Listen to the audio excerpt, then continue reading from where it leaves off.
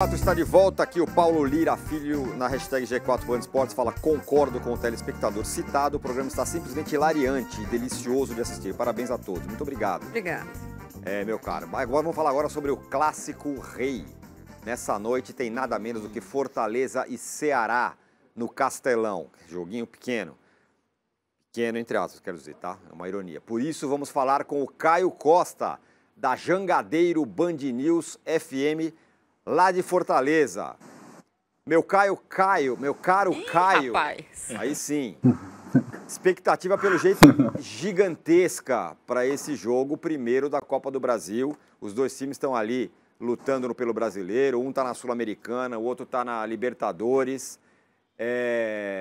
Expectativa imensa, imagino, para esse primeiro confronto da Copa do Brasil. Obrigado pela participação, meu caro. Muito boa tarde, Chirone, boa tarde a todo mundo. A cidade para, né? A cidade para o Clássico Rei. A gente não teve Clássico Rei, por exemplo, no Campeonato Estadual, foi uma grande frustração, foi apenas um na Copa do Nordeste. Já tivemos o primeiro no Brasileiro vencido pelo Ceará. E agora voltando a se encontrarem na Copa do Brasil, mesma coisa que aconteceu ano passado, no caso, o Fortaleza levou a melhor, mas tem a grande diferença. Ano passado a gente ainda vivia aquele momento da pandemia com o estádio fechado, sem torcida. Então, estão se encontrando na Copa do Brasil, temos público e aqui no Ceará a gente tem clássico com duas torcidas. Não chega a ser meio a meio, mas é 70% para mandante, no caso Fortaleza no jogo de hoje, 30% para o visitante, o Ceará. Caio, você não só mora em Fortaleza, que é um lugar maravilhoso, como você informa que aí tem torcida rival no estádio, o que deixa todo mundo deprimido aqui em São Paulo, que moramos numa cidade não exatamente bonita, e aqui a torcida é única. Mas eu queria saber de você o seguinte, meu caro, os dois times estão em outras competições e o Fortaleza, sobretudo, está tentando uma corrida de recuperação aí no Campeonato Brasileiro. Dentro do Fortaleza e dentro do Ceará, dos clubes, tem uma coisa de priorizar alguma coisa, de priorizar algum campeonato? Ou pelo fato de ser um clássico não tem jeito de fazer isso na Copa do Brasil? Durante o começo do Campeonato Brasileiro, o Fortaleza brasileiro só conseguiu sua segunda vitória agora, e o Ceará em nenhum momento conseguiu desgarrar muito da zona de rebaixamento, né? Não perde há muito tempo, mas acumula muitos empates e aí fica ali no meio da tabela. Teve muita discussão sobre isso em relação à Sul-Americana e Libertadores, até pela questão de ambição de onde os dois poderiam ir nas duas competições. E a gente sabe que o que paga a conta, o que fez o futebol cearense crescer, foi a permanência de ambos na primeira divisão. Mas confesso a você que essa semana, por ser Clássico Rei, nenhum momento isso foi colocado à pauta, nem por torcida, nem por imprensa, tudo falando muito do fato que teremos clássico valendo vaga na Copa do Brasil. Então, meio que ficou a segundo plano. Talvez pelo fato do Fortaleza ter voltado a vencer, deu um respiro no Brasileiro, entregou a lanterna para o Juventude. E no fato do Ceará, que se os resultados ainda não são muito bons, depois da saída do Dorival Júnior para o Flamengo e o Marquinhos Santos assumindo, o time segue ali competitivo, empatou com o Atlético Mineiro num bom jogo, já não fez um jogo tão bom quanto o Cuiabá, mas não perdeu. Então ele vai se mantendo no meio da tabela, um pouquinho mais embaixo, mas sempre ali próximo de um bolo que gira dos 18 aos 14 pontos, o Ceará ali no meio. Então o temor nesse aspecto se diminuiu um pouco essa semana, muito porque o assunto principal é o Clássico Rei de hoje. Uma tela aí com as prováveis escalações do Fortaleza e Ceará, portanto, agora que o Caio falou que hoje, nessa semana, ninguém está falando em poupar, em priorizar. Vamos ver as escalações dos dois times. O Fortaleza vai com o Boeck, Sebadios, Benevenuto e Tite, Zé Wellison, Felipe, Pikachu, Juninho Capixaba, Lucas Lima, Moisés e Silvio Romero. O Ceará vai com João Ricardo, Nino Paraíba, Messias, Luiz Otávio e Bruno Pacheco, Richardson, Vina, Fernando Sobral, Lima e Kleber. É o que cada um... O Mendonça é um desfalque no lado do Ceará e o Fortaleza com alguns desfalques. Tinda, Hércules, o Ladazuri e o Romarinho. Caio, é o que é força máxima, né? Força máxima possível dos dois lados.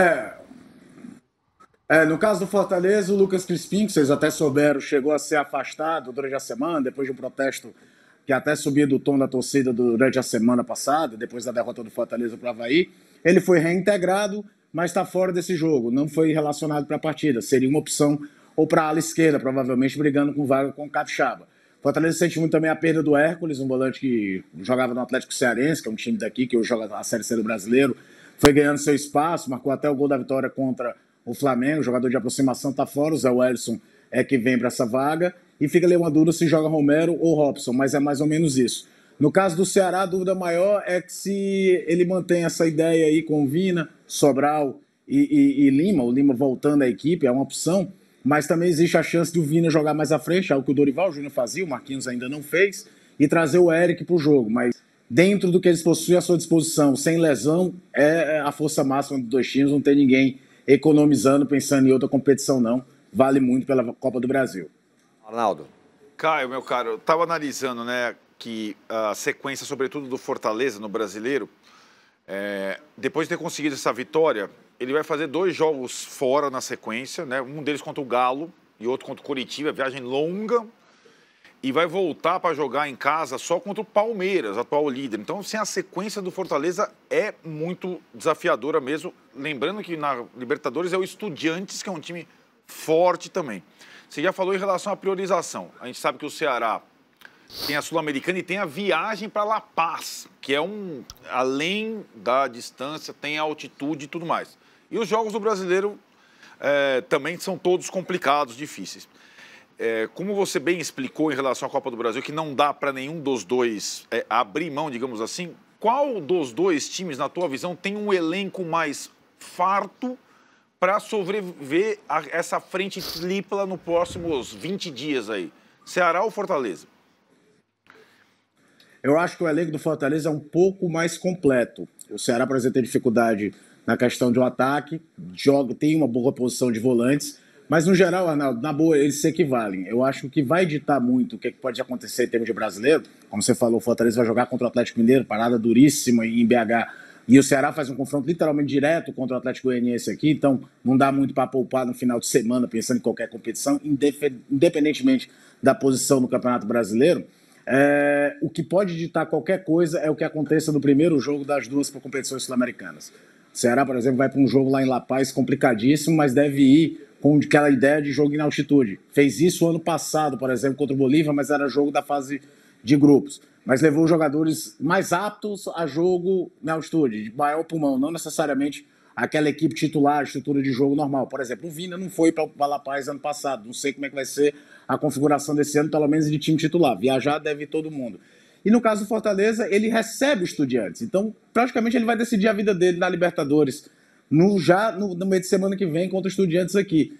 Dependendo do que acontecer nesse jogo, o jogo de La Plata já muda a configuração desse aspecto. Agora, são dois elencos, eu acho que os dois times têm time competitivos, times que podem brigar por mais que eu estou fazendo no brasileiro, mas o elenco carece. Por exemplo, Fortaleza não tem, já há um tempo, o Tinga, que era o lateral direito, e hoje é o zagueiro pelo lado direito. Desde que o Tinga se lesionou, já jogou o Landázuri, está jogando o Ceballos, e o Fortaleza não completa aquela posição. O Ceará passou muito tempo, por exemplo, sentindo falta do Fernando Sobral, que agora que conseguiu uma retomada dentro da temporada, praticamente não tinha jogado no ano. Então são elencos que têm ali 14, 15 jogadores, mas às vezes são muito curtos. Pode ser que mais na frente alguma decisão mais drástica nesse aspecto de focar no brasileiro possa ser feita. Caio, eu queria saber o seguinte, óbvio que o trabalho do Vojvoda é consolidado, eu queria saber do Marquinhos Santos, qual foi e qual é o impacto da chegada dele ao Ceará, em termos de proposta de jogo, de aceitação da torcida, do grupo, como está esse início de trabalho do Marquinhos no Ceará, substituindo o Dorival, que vinha o time fez boa campanha, a melhor na Sul-Americana, o brasileiro estava ali, né, olhando a perspectiva de ter um campeonato mais tranquilo. O que você pode falar sobre o Marquinhos Santos dirigindo o Ceará? A primeira recepção do Marquinhos Santos pela torcida foi muito boa. A escolha foi pragmática, né? Um cara que não mexe tanto na ideia de jogo do Dorival, algumas mudanças pontuais, por exemplo, a ideia de saída de bola do Marquinhos trata muito com 3 jogadores, o primeiro volante vindo jogar mais junto aos zagueiros, o Dorival já não tinha tanta essa ideia, era uma saída mais em bloco, com os próprios laterais, mas não é uma coisa drástica, não era como se, por exemplo, trouxesse um treinador, gostando ou não, que atuasse com 3 zagueiros, ou que abrisse mão de ter um homem de referência, embora o Dorival muitas vezes usasse o Vina, que é um meio de origem, como homem de referência, a mudança não foi tão drástica. mas talvez hoje seja o primeiro grande julgamento por parte da torcida em relação ao Marquinhos Santos. Porque o primeiro jogo era o Atlético Mineiro, por mais que o Atlético não viva um super momento, é um time com poderio ofensivo muito grande, é um dos favoritos ao time do Campeonato Brasileiro, e ele tinha chegado, deu um treino na terça-feira, ninguém ia exigir tanto, e o Ceará fez um jogo competitivo contra o Atlético. Já o jogo contra o Cuiabá, o time sentiu demais as faltas do Vina e do Mendonça, e se foi organizado defensivamente, até mais do que era a equipe do Dorival, o time do Dorival tomava muitos gols, ofensivamente sentiu muito. Então talvez hoje, até pelo peso de ser um clássico, o Marquinhos comece a ser julgado de forma mais veemente pelo torcedor. Mas no primeiro momento, o torcedor, os jogadores, todo mundo meio que abraçou o Marquinhos, e a ideia de trazer ele é muito também de não ser um cara que fosse uma grande ruptura de trabalho do que o Dorival fazia, porque o Ceará viveu aquela coisa, né? O Ceará trocou de técnico não porque ele quis, mas porque o treinador resolveu aceitar uma outra proposta. Em cima desse negócio, Caio, eu queria fazer mais uma pergunta para você. Outro dia foi o Fortaleza que perdeu o Rogério Ceni, aí chegou o Vojvoda, agora o Dorival vai para o Flamengo e troca de técnico. E tanto um quanto o outro time tem se mantido forte e na primeira divisão, mesmo com essas questões, que provavelmente vão acontecer outras vezes, né? Os clubes do Sul têm mais dinheiro, têm mais recursos e podem fazer isso o tempo todo. Mas você entende que tanto um quanto o outro clube, eles chegaram num ponto de adaptação a isso? De processos importantes? O time do Vojvoda hoje é um time talvez melhor que o do Ceni. Eu acho que hoje Fortaleza e Ceará são dois clubes muito bem estruturados, com respaldo no mercado, que pagam em dia, com a estrutura de trabalho que, se ainda não são gigantescas, são muito funcionais e estão evoluindo nesse aspecto, cada vez mais investindo, os dois com os 2 CTs, trabalhando tudo isso, que torna também vitrine para muito treinador, para muito profissional. E é aquilo, né? Que é vitrine, se destaca e pode chamar a atenção de que tem um poder financeiro maior. É o ônus, entre aspas, vamos falar assim, de hoje, os dois clubes cearenses seriam os únicos nordestinos na Série A. Em pontos corridos, por exemplo, o Ceará esse ano está no 5º ano, coisa que só o Bahia conseguiu de 2003 para cá, quando o brasileiro virou de pontos corridos. Fortaleza no 4º ano, beliscando vagas em competições sul-americanas. É claro que às vezes a troca mal feita, o Fortaleza sofreu muito quando o Rogério Ceni saiu, teve dificuldade com o Marcelo Chamusca, com o Ederson Moreira, se manteve na primeira divisão ali na Bacia das Almas em 2020, perdão. O Ceará já teve também algumas turbulências por troca de treinador em outros momentos, teve uma estabilidade maior com o Guto Ferreira, agora tentava com o Dorival, chegou o Marquinhos no lugar do Dorival, e a ideia é essa, pra você ter uma ideia, o Vojvoda está aqui desde o começo do ano passado e já é o 4º treinador diferente que ele enfrenta contra o Ceará. Então o Ceará sofreu um pouquinho mais com essas trocas de treinador, mas são dois clubes muito sólidos, duas instituições muito sólidas hoje em dia, que não costumam fazer investimentos arriscados demais, sem saber o tamanho do passo que estão dando, e aí com isso vão criando uma coisa que andar com um pouco mais com pernas próprias, né? Não depender tanto de uma figura central. Mas é óbvio que a escolha de treinador facilita e ajuda para que os trabalhos dentro de campo sejam mais bem sucedidos. Chegar no fim do ano, em que o que seria uma boa temporada? A minha pergunta é essa: o que seria uma boa temporada para Fortaleza e Ceará? Chegar no fim do ano e falar assim: nós chegamos em tal na Libertadores, em tal na Sul-Americana, em tal na Copa do Brasil, e no Brasileiro estamos tal. O que seria considerado bom, tanto para Fortaleza quanto para Ceará? Dentro do planejamento do início do ano era conseguir pelo menos a vaga na Copa Sul-Americana e, se possível, figurar entre os 10 primeiros do campeonato. Era a grande ambição dos dois clubes.